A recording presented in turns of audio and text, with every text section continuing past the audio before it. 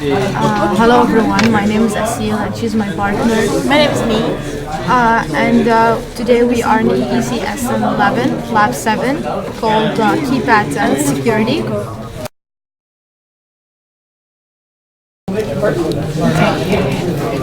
So as you can see, we connected the interface board using the USB cable, and we connected output 1, 2, 3, 4 from the interface board to rows 1, 2, 3, 4 on the keyboard in the keypad board, and also we connected input 1, 2, 3 from the interface board to the column connection 1, 2, 3 on the keypad board, and we connected output 7 from interface board to power and end of the red LED on the keypad board, and we connected the ground end of the red LED on the keypad board to the ground in the interface board.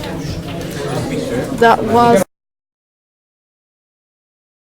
4 and 5. This is 4 and 5. 6, 7, 8, 9. 8, 9. 0. Asterisk and a pound. And 1, 2, 3 again. Just in case. 4, 5, 6. 4.